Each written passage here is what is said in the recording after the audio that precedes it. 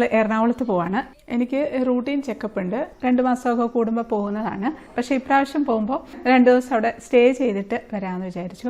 Chikoo Germany പോയപ്പോൾ മുതൽ പറയുന്നതാണ്, അമ്മ ഇങ്ങനെ ഒറ്റയ്ക്ക് വീട്ടിൽ തന്നെ ഇരിക്കല്ലേ, 2 പേരും കൂടെ എവിടെയെങ്കിലും കറങ്ങാൻ പോകുന്നു.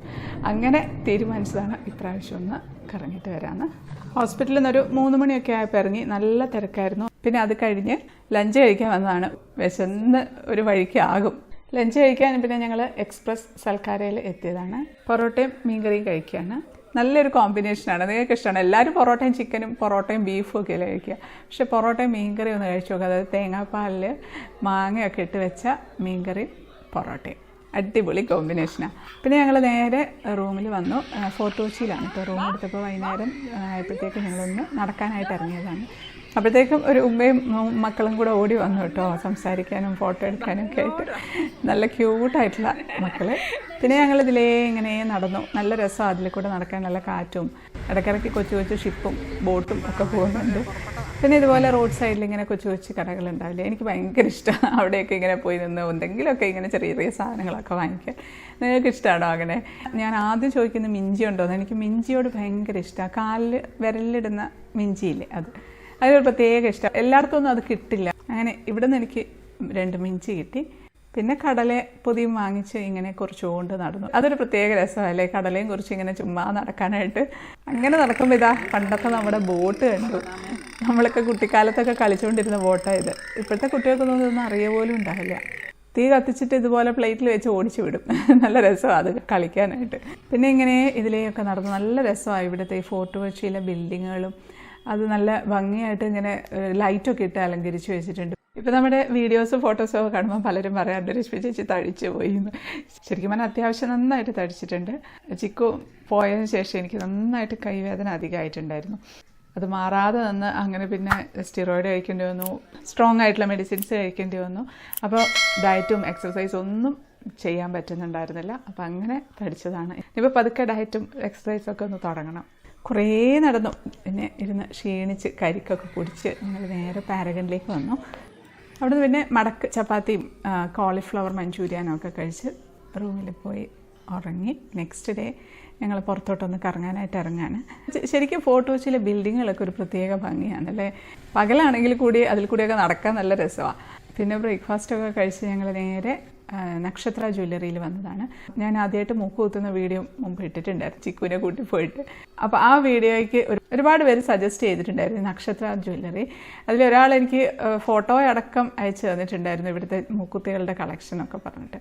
അപ്പോൾ നക്ഷത്ര ജ്വല്ലറിയിൽ വന്ന് വാങ്ങിക്കണം മൂക്കുത്തി, ഇങ്ങനത്തെ പല ഡിസൈൻസിലുള്ളതുണ്ട് എന്നൊക്കെ പറഞ്ഞിട്ട് അങ്ങനെയാണ് ഞങ്ങളിവിടെ എത്തിയത്. ഇപ്പോൾ ഇട്ടിരുന്ന മൂക്കുത്തി അഴിച്ച് അടുത്തത് ഇടാൻ വേണ്ടി നോക്കിയിട്ട് പറ്റുന്നേ ഇല്ല. ആദ്യമായിട്ടാണ് ഇപ്പം ഞാൻ തന്നെ എടുത്തിടാനായിട്ട് നോക്കുന്നത്. അപ്പം അങ്ങനെ അവിടുത്തെ സ്റ്റാഫ് വന്ന് ഹെൽപ്പ് ചെയ്തു. ചെറുതായിട്ട് വേദനയൊക്കെ എടുത്തു. ചെറിയ ഡ്രോപ്പ് ബ്ലഡൊക്കെ വന്നിട്ടുണ്ടായിരുന്നു. അതെന്ന് വെച്ചാൽ അന്ന് കുത്തിയിട്ടതിന് ശേഷം പിന്നെ ഇപ്പോഴാണ് അഴിക്കുന്നത്. അങ്ങനെ ഞാൻ നല്ല ഭംഗിയുള്ളൊരു മൂക്കുത്തി എടുത്തിട്ട് ഒരു പ്രത്യേക സ്റ്റൈലിലല്ല, ഒരുപാട് വലുത് എനിക്ക് വേണ്ടാന്ന് തോന്നി. അങ്ങനെ ഒരു മീഡിയം സൈസിലുള്ള അതാണ് എടുത്തത്. പിന്നെ ഇത് ഡയമണ്ടാണ്. ഇപ്പോൾ ഡയമണ്ട് അല്ലാത്തതിന് അത്ര വലിയ റേറ്റ് ഒന്നുമില്ല കേട്ടോ. 2000-2500 റേറ്റിനൊക്കെ പല കളറിലൊക്കെ ഉള്ള മൂക്കുത്തിയൊക്കെ എടുത്ത് കാണിച്ചത്. അപ്പോൾ അതിൽ ഞാൻ 2 സെറ്റും കൂടെ എടുത്തു, ഒരു ബ്ലാക്കും പിന്നെ ഒരു മൾട്ടി കളറായിട്ടുള്ളത്. അപ്പോൾ അവരവിടുത്തെ ചെയിനും ഒക്കെ കൊണ്ട് കാണിക്കുമായിരുന്നു. നല്ല വെറൈറ്റി ആയിട്ടുള്ള ചെയിൻസ് ഉണ്ട് കേട്ടോ. അപ്പോൾ ഇതിൻ്റെ ഈ ഒരു ലോക്കറ്റ് ഉണ്ടോ, നല്ല ഭംഗിയുണ്ട്. നല്ല അരയണത്തിൻ്റെ ഷേപ്പിലുള്ള ലോക്കറ്റ്, അതെനിക്ക് നന്നായിട്ട് ഇഷ്ടപ്പെട്ടു. പിന്നെ അതുപോലെ വളകൾ അഡ്ജസ്റ്റ് ചെയ്യാൻ പറ്റുന്ന വളകളാണ്. റോസ് ഗോൾഡിലും ഒക്കെയുള്ള വളകളുണ്ട്. നല്ല ഭംഗിയുണ്ട് കേട്ടോ കാണാനായിട്ട്. അതുപോലെ 3 ലെയറായിട്ടുള്ള ഒരു വളം പേളൊക്കെ വെച്ചിട്ട് അതും നല്ല ഭംഗിയുണ്ട്. വെറൈറ്റി കളക്ഷൻസ് ഒക്കെ ഉണ്ട്. പിന്നെ നല്ല ഭംഗിയുള്ള നല്ല വലിയ ചെയിനൊക്കെ കൊണ്ട് കാണിച്ചു. നല്ല ഇതാണ്, വെറൈറ്റി പുതിയ മോഡലാണെന്നൊക്കെ പറഞ്ഞു. അങ്ങനെ പിന്നെ അതൊക്കെ ഇട്ട് നോക്കി.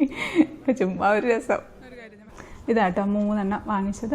ഒരെണ്ണം ഡയമണ്ടിൻ്റെ, നല്ല ഭംഗിയുണ്ട് കാണാനായിട്ട്. അങ്ങനെ അവിടെ നിന്ന് ഇറങ്ങി ഒരു ചേച്ചി ഇതവിടെ സോഡാ സർവത്ത് ഉണ്ടാക്കി കൊടുക്കുന്നത്. അപ്പോൾ കണ്ടപ്പോൾ ഒരു സർവത്ത് കുടിക്കാനൊരു മോഹം. അങ്ങനെ സർവത്തൊക്കെ കുടിച്ചു.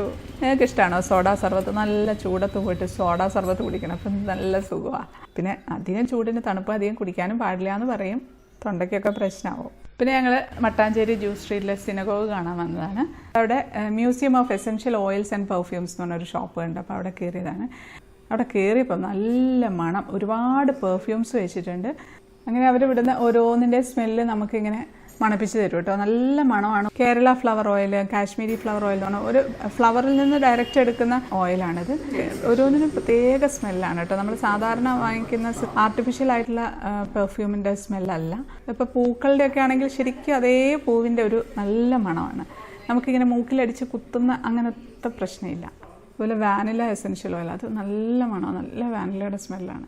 പിന്നെ ഇതെല്ലാം നമ്മളിങ്ങനെ കുറേ ഇങ്ങനെ സ്മെല്ല് ചെയ്ത് കഴിയുമ്പോഴത്തേക്ക് നമുക്ക് ആകപ്പാടെ ഒരു സ്മെല്ല് തിരിച്ചറിയാൻ പറ്റാത്തൊരിത് വരുമല്ലോ. ആ സമയത്ത് അവർ കോഫി ബീൻസ് കൊണ്ടുവന്ന് മണപ്പിച്ച് തരുവേ. അപ്പം ഒരു പാത്രത്തിൽ കുറേ കോഫി ബീൻസ് ഇട്ടിട്ടുണ്ട്. അത് മണക്കുന്ന സമയത്ത് നമുക്ക് ഈ ഇതൊക്കെ അങ്ങ് മാഞ്ഞു പോകും. എന്നിട്ട് പിന്നെ പുതിയതായിട്ട് നമുക്ക് ഫ്രഷ് ആയിട്ട് സ്മെല്ല് ചെയ്യാം. ശരിക്കും ജാസ്മിൻ ഓയിൽ നല്ല മണം കേട്ടോ. നമ്മൾ സാധാരണ ജാസ്മിൻ എൻ്റെ സ്പ്രേ ഒക്കെ എനിക്ക് തീരെ ഇഷ്ടമല്ല. എനിക്ക് തലവേദന എടുക്കും ആ മണം അടിച്ചു കഴിഞ്ഞാൽ. ഇത് പക്ഷേ ഉണ്ടല്ലോ, ഇത് ആ മണമേ അല്ല, ഇതൊരു പ്രത്യേക എന്നിട്ട് കുടമുല്ലയുടെ ആ ഒരു സ്മെല്ല് എനിക്ക് നന്നായിട്ട് ഇഷ്ടപ്പെട്ടു. ഇവിടെ ഇപ്പം എങ്ങനെയാണ് ഇതിൽ നിന്ന് ഫ്ലവറിൽ നിന്ന് ഈ ഒരു ഓയിൽ എക്സ്ട്രാക്ട് ചെയ്തെടുക്കുന്നത് എന്നുള്ള പണ്ടൊക്കെ ചെയ്തിരുന്നത് ഇതേ ഒരു രീതിയിലാണ്. പക്ഷേ ഇപ്പം മെഷീനറി ഒക്കെ വെച്ചിട്ടാണ് ചെയ്യുന്നത്. പക്ഷേ ഇതിപ്പോൾ അവിടെ ഒരു ഡെമോ പോലെ വെച്ചതാണ് എങ്ങനെയായിരുന്നു ചെയ്തിരുന്നത് എന്നുള്ളതിന്. ഇത് നമുക്ക് ഡയറക്റ്റ് ബോഡിയിൽ അപ്ലൈ ചെയ്യാം. അതാണ് പലതരത്തിലുള്ള കുപ്പികളുണ്ട്. അപ്പോൾ അതിൽ അവർ ഫില്ല് ചെയ്ത് തരികയാണ് ചെയ്യുക. എനിക്ക് ഒരെണ്ണം വാങ്ങിക്കണം. ഇതെന്ന് പറഞ്ഞാൽ പ്രീമിയം സെക്ഷനാണ്. ഇവിടെയാണ് ഫിലിം സ്റ്റാർസൊക്കെ ഉപയോഗിക്കുന്ന പെർഫ്യൂംസ് ഉള്ളത്. അതായത് ഇത്രയും നേരം കണ്ട പല പെർഫ്യൂംസും ഒക്കെ കൂടെ മിക്സ് ചെയ്തിട്ടൊരു പുതിയൊരു കോമ്പിനേഷൻ ഉണ്ടാക്കും. അതപ്പോൾ അവരുടെ മാത്രം സ്മെല്ലായിട്ട് മാറും. ഇപ്പോൾ മമ്മൂട്ടി, മോഹൻലാലും ഒക്കെ ഉപയോഗിക്കുന്ന ഇതുപോലത്തെ പെർഫ്യൂംസ് ആണ് അവർ. സംയുക്ത വർമ്മയൊക്കെ ഇവിടെ നിന്നാണ് വാങ്ങാറെന്ന് പറഞ്ഞു. അപ്പോൾ ഇവിടെ നിന്ന് എനിക്ക് എല്ലാവരുടെ സ്മെല്ലും മണപ്പിച്ച് തന്നിട്ട് ഇത് ഷാറൂഖ് ഖാൻ്റെ മണമാണ്, ഇത് മമ്മൂട്ടിയുടെ മണമാണെന്നൊക്കെ പറഞ്ഞ് ഓരോ ഇതെടുത്ത് തരും. അപ്പോൾ ഇത് മണത്ത് നോക്കുക, ശരിക്കും ഒരു പ്രത്യേക സ്മെല്ലാണ്. ഇത്രയും നേരം ഇല്ലാത്ത ഒരു പ്രത്യേക സ്മെല്ലാണ്. നമ്മൾ പറഞ്ഞു കഴിഞ്ഞാൽ ഇവർ മിക്സ് ചെയ്ത് തരും. നമുക്ക് ഇഷ്ടമുള്ള എസൻഷ്യൽ ഓയിൽ സെലക്ട് ചെയ്തിട്ട് അത് രണ്ടും കൂടെ മിക്സ് ചെയ്ത് കസ്റ്റമൈസ് ചെയ്ത് അവർ തരും. ശരിക്കും ഇതിനെ വന്നപ്പോൾ അപ്രതീക്ഷിതമായിട്ട് വന്ന് കയറിയതാണ് കേട്ടോ. എന്തായാലും നന്നായി. ശരിക്കും ഇവിടെ വന്ന് കാശ്മീരി ഫ്ലവർ ഓയിൽ സ്മെൽ ചെയ്തപ്പോൾ ഒരു കൺഫ്യൂഷനായി ഏത് വേണം. പിന്നെ അവസാനം ജാസ്മിൻ ഓയിൽ തന്നെ എടുത്ത് ചെറിയ ബോട്ടിലാണ് കേട്ടോ. 500 രൂപയാണ് ഈ ചെറിയ ബോട്ടിലിന്. പക്ഷേ ഇത് കുറേ കാലം ഉണ്ടാവും. എനിക്കിങ്ങനെ ചില പെർഫ്യൂംസ് ഒന്നും പറ്റില്ല. അപ്പം തലവേദന എടുക്കും ആ ഒരു മണം അടിക്കുമ്പോഴത്തേക്കും. നിങ്ങൾക്ക് അങ്ങനെ ഉണ്ടോ? ഒരു വല്ലാത്ത രോഗമാണെന്ന് തോന്നുന്നു. പിന്നെ ഞങ്ങളിങ്ങനെ അതിലിങ്ങനെ നടന്ന സമയത്ത് ഒരു അമ്മയും മോളും കൂടെ സ്കൂട്ടറിൽ അങ്ങ് പോയി കേട്ടോ. പോയിട്ട് തിരിഞ്ഞു നോക്കി തിരിച്ച് വന്നതാണ് സംസാരിക്കാനൊക്കെ ആയിട്ട്. പിന്നെ ചുമ്മാ അതിലെയൊക്കെ നടന്ന് അങ്ങനെ ഇതാ ഇവിടെ കുറേ കരകൗശല വസ്തുക്കളൊക്കെ വെച്ചിട്ടുള്ള ഒരു ഷോപ്പ്. അതിവിടെ ലോകത്തിലെ ഏറ്റവും വലിയ ഉരുളി ഉണ്ട്. അത് എന്താണോ എന്തോ ഇതിലുണ്ടാക്കുക, ഒന്നും ഉണ്ടാക്കാൻ പറ്റില്ല. ഗിന്നസ് റെക്കോർഡിലുള്ള ഉരുളിയാണത്. ഈ തെരുവിൽ കൂടെ ഇങ്ങനെ നടക്കാൻ ഒരു പ്രത്യേക രസമാണ്. ചെറിയ ഇടുങ്ങിയ തെരുവുകളാണ്. ബിൽഡിംഗ് ഒക്കെ രണ്ട് സൈഡിലും ഇങ്ങനെ തിങ്ങി നിറഞ്ഞു നിൽപ്പുണ്ട്. അങ്ങനെ കുറേ സമയം ഇതിലെയൊക്കെ ഇങ്ങനെ കറങ്ങി നടന്ന് നേരെ വന്ന് പാരഗണിൽ വന്ന് ബിരിയാണിയൊക്കെ കഴിച്ച് ഞങ്ങൾ നേരെ പോകുന്നത് ക്രൂയിസ് ബോട്ടിലാണ് കേട്ടോ. ക്രൂയിസ് ഷിപ്പ് എന്നാണ് പറയുന്നത്. ഷിപ്പ് എന്നൊന്നും പറയാൻ പറ്റില്ല, ബോട്ട് പോലെ തന്നെയാണ്. പക്ഷേ നല്ല ഭംഗിയുണ്ട് കാണാനായിട്ട്. ഇവിടെ മെറൈൻ ഡ്രൈവ് നിന്നാണ് ഇത് സ്റ്റാർട്ട് ചെയ്യുന്നത്. ഇപ്പോൾ ഇവിടെ വന്നിട്ട് ബുക്ക് ചെയ്യാൻ, അല്ലാതെ ഓൺലൈനായിട്ട് ബുക്ക് ചെയ്യാനൊക്കെ ഉള്ളത്. ഒരുപാട് ബോട്ടുകളുണ്ട് കേട്ടോ. ഏത് വേണേലും നമുക്ക് കയറാം. അപ്പോൾ ഞങ്ങൾ ഇവിടുന്ന് വന്ന് ഒരു ബോട്ടിൽ കയറുകയാണ്. ഒരാൾക്ക് 750 രൂപയാണ്. AC ബോട്ടാണ്. പിന്നെ ഇവിടെ ഇതിൻ്റെ ഉള്ളിൽ എൻ്റർടൈൻമെൻറ്റ്സ് ഒക്കെ ഉണ്ടാകും. ഈവനിങ് സ്നാക്ക് ഉണ്ടെന്ന് പറഞ്ഞു. ഉച്ചയ്ക്കാണെങ്കിൽ ലഞ്ച് ഉണ്ടാവും. ഞങ്ങളിപ്പോൾ ഈവനിങ്ങിലാണ് പോകുന്നത്. 5:30 ആണ് ഇവിടുന്ന്. 5 മണി 5:30ക്കൊക്കെയാണ് പുറപ്പെടുന്നത്. പാട്ടൊക്കെ വെച്ച് എല്ലാ ബോട്ടിൽ നിന്നും പാട്ടുകൾ കേൾക്കാവേ. നല്ല രസമുണ്ട് കയറാനായിട്ട്. ഗ്രൂപ്പൊക്കെ ആയിട്ട് വരുമ്പോൾ നല്ല രസമാണ്. ഫ്രണ്ട്സായിട്ടോ അല്ലെങ്കിൽ ഫാമിലി മെമ്പേഴ്സ് എല്ലാവരും കൂടെയൊക്കെ ആയിട്ടൊക്കെ വരും. നല്ല രസമായിരിക്കും. ഇതിപ്പോൾ പാവം ഞങ്ങൾ രണ്ടുപേരും മാത്രമേ ഉള്ളൂ. പിന്നെ ഞങ്ങളങ്ങ് കയറി അങ്ങനെ ഇവിടെ പുറത്തിങ്ങനെ സൈഡിലൊക്കെ ഇങ്ങനെ വന്ന് നിൽക്കാനായിട്ട് പറ്റും. നല്ല രസമാണ് കേട്ടോ. ഇപ്പം ഇങ്ങനെ പുറത്തൊക്കെ വന്ന് നിൽക്കാനായിട്ട്. അപ്പം മുകളിൽ നിന്നാണ് ഇവരുടെ എന്തൊക്കെയോ പ്രോഗ്രാംസ് ഒക്കെ ഉണ്ട്. അപ്പം അപ്പോഴത്തേക്കും മഴ പെയ്തപ്പോൾ എല്ലാവരും താഴെ AC ഹാളിലേക്ക് മാറ്റി.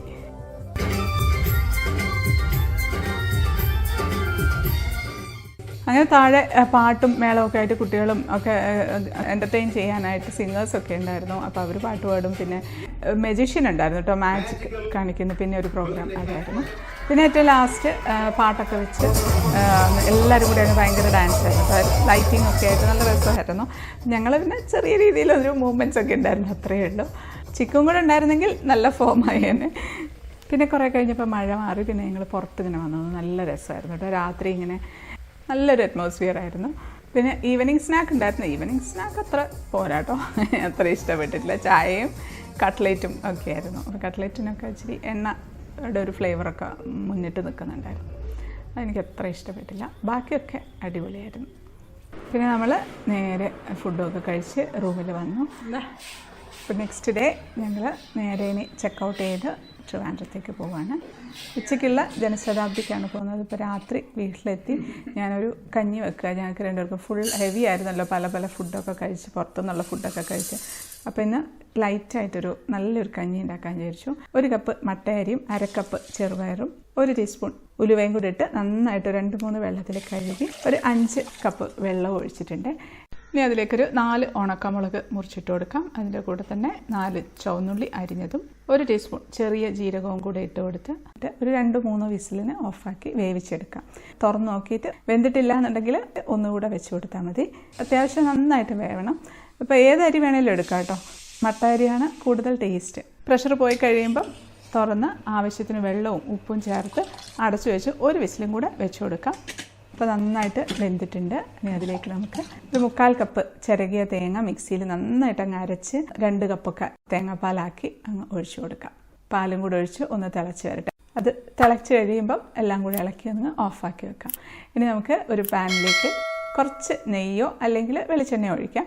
നെയ്യാണെങ്കിൽ കൂടുതൽ ടേസ്റ്റാണ്. അതിൻ്റെ ഒരു 4 ചുവന്നുള്ളി അരിഞ്ഞതിട്ടൊന്ന് മൂപ്പിച്ചെടുക്കാം. ഒരു 2 കറിവേപ്പിലയും കൂടെ കിടക്കട്ടെ. അത് നന്നായിട്ട് മൂത്തതിന് ശേഷം നമുക്ക് കഞ്ഞിയിലേക്ക് ഒഴിക്കാം. നല്ല ടേസ്റ്റുള്ള ഒരു കഞ്ഞിയാണ് ഇത്. മുമ്പ് ഞാൻ കഞ്ഞിയുടെ വീഡിയോ ഇട്ടിരുന്ന സമയത്ത് പലരും പല സജഷൻസും പറഞ്ഞിട്ടുണ്ടായിരുന്നു കേട്ടോ. അതിൽ ഒരാൾ തേങ്ങ ഇടുന്നതിന് പകരം തേങ്ങാപ്പാൽ ഒഴിച്ചാൽ നല്ല ടേസ്റ്റാണെന്ന് പറഞ്ഞു. പിന്നെ വറവിട്ട് കഴിച്ചാൽ അതിന് പ്രത്യേക ടേസ്റ്റാണെന്ന്. അപ്പോൾ അത് രണ്ടും കൂടെ കമ്പൈൻ ചെയ്തിട്ട് അങ്ങ് ഉണ്ടാക്കിയതാണ്. നല്ല ടേസ്റ്റിയാണ്. ഒന്ന് കഴിച്ച് നോക്കണേ.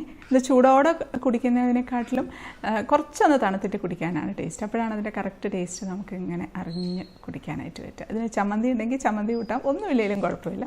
ഞങ്ങളങ്ങനെ ഫോട്ടോ വെച്ചിൽ കൂടെ നടക്കുന്ന സമയത്ത് ഒരു റൈറ്റിംഗ് കണ്ടു മതിലിൻ്റെ മുകളിൽ. അതിൻ്റെ മുകളിൽ എഴുതി വെച്ചിരുന്ന ഇതാണ്: നാളെക്കുറിച്ച് നിങ്ങൾ ആകുലപ്പെടരുത്, നാളത്തെ ദിനം തന്നെ അതിനെക്കുറിച്ച് ആകുലപ്പെട്ടുകൊള്ളുന്നു. ബൈബിളിലെ ഒരു വാചകമാണ്. ശരിയാണല്ലേ? നമ്മൾ പലപ്പോഴും നാളെക്കുറിച്ച് ടെൻഷൻ അടിച്ച് ഇന്ന് ഈ നിമിഷത്തെ നമ്മൾ എൻജോയ് ചെയ്യാതെ, ഇന്ന് നമ്മുടെ കൂടെയുള്ളവരെ നമ്മൾ കാണുക പോലും ചെയ്യാതെ ജീവിക്കാറുണ്ട് പലപ്പോഴും. അതുകൊണ്ട് നമുക്ക് എന്താണ് ലാഭം? ഒരു നിമിഷം പോലും നമുക്ക് സന്തോഷിക്കാൻ കഴിയില്ല. നാളെ നാളെ നീളെ നീളെ എന്ന് പറഞ്ഞ് അങ്ങ് പോകും. ഈ നാളെ എന്നുള്ളത് ഉണ്ടോ എന്ന് പോലും നമുക്കറിയില്ല. ആ നാളെക്കുറിച്ചാണ് നമ്മൾ ആകുലപ്പെടുന്നത്. നമുക്കറിയാം ഇതെല്ലാം, എന്നാലും ഇടയ്ക്കിടയ്ക്ക് നമ്മളെ ഓർമ്മപ്പെടുത്താനാണ് ഇതുപോലത്തെ വാചകങ്ങൾ. എനിക്കിഷ്ടമാണ് ഇതൊക്കെ വായിക്കാൻ. നിങ്ങൾക്കോ? അപ്പോൾ കാണാം അടുത്തൊരു അടിപൊളി റെസിപ്പി ആയിട്ട്. അതുവരെയും stay happy, stay positive. By.